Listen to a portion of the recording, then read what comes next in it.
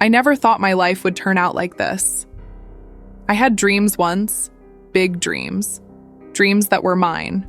Dreams of a career, of freedom, of living a life on my own terms. But somewhere along the way, I traded them all for a life I never chose. I got married thinking love would make everything beautiful. I thought we would share responsibilities, laugh together, plan a future. But love, it turns out, was only on my side. The reality was a silent, invisible prison I walked into every single day. I gave up my career. I left behind the work I loved, the people I admired, the sense of purpose that made me feel alive. I thought it was temporary, a small sacrifice for a bigger, brighter future. I told myself, this is what marriage is. This is what being a wife means.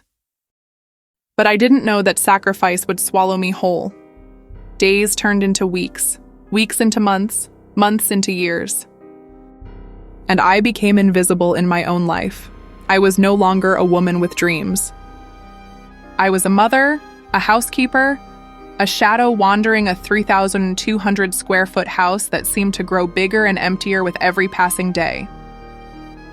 My first child arrived and I went 426 days without a single break. 426 days. I wrote it down in my journal because I had to keep track of my own sanity. There were no vacations, no spa days, no coffee with friends. There was only work and work and more work.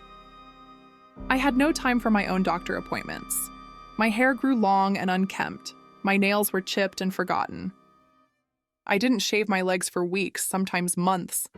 My reflection in the mirror was a stranger. Tired and hollow-eyed, staring back at me, asking silently, "Who are you now?" My husband, the man I thought would be my partner, was absent in every way that mattered. His free time was sacred. Mine did not exist. He complained if the house wasn't perfect, but rarely lifted a finger to help.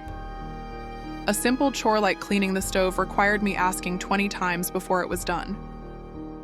And even then, it was half-hearted, done to get me off his back, not because he cared. I hated that I still had to give him sex, even when I was exhausted beyond words. I hated that saying no would make him angry. I hated that my body, my mind, my very being belonged to someone who had forgotten what partnership meant. I hated my life. Every night, I would sit with my journal and write down my thoughts. I wrote about the anger boiling inside me, the sadness I could not cry out loud, the frustration of feeling unseen.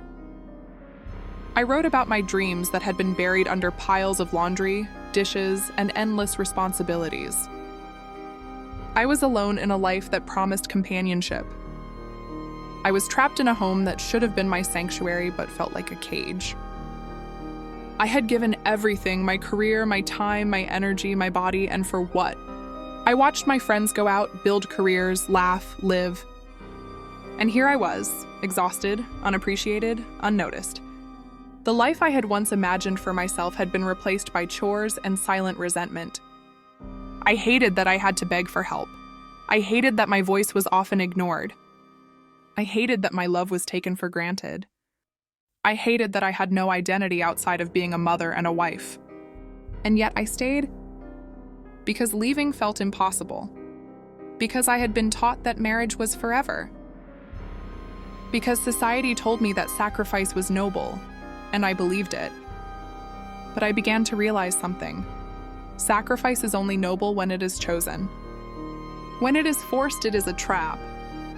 A trap I had willingly walked into, but one I could also walk out of. I began dreaming again. Not the dreams I had as a child, but the dreams of a woman who wanted to breathe. To live, to feel alive again. I imagined waking up and making my own choices. I imagined laughing without guilt. I imagined a life where my needs mattered, where my voice was heard, where my existence was more than invisible labor. I began to write letters I would never send. Letters to my husband, to society, to myself. Letters that screamed, "I am more than this. I am alive, and I refuse to disappear." Every day I would take small steps.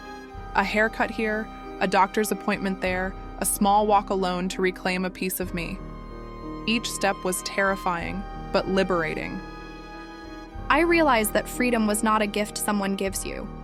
It is something you take, something you fight for, something you demand from life itself. I hated marriage because it stole me. It stole my youth, my energy, my dreams, but it also taught me my strength. It showed me what I was capable of when I refused to be invisible. It showed me that no one could define my worth but me. And so I promised myself that the day I leave, I will never look back.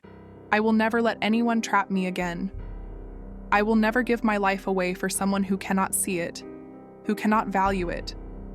This was my life, my prison, my lesson.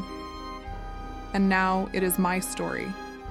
My story of pain, yes, but also of awakening. My story of being trapped and finding the courage to break free. Because one day I will walk out of that house and I will breathe. I will laugh. I will live.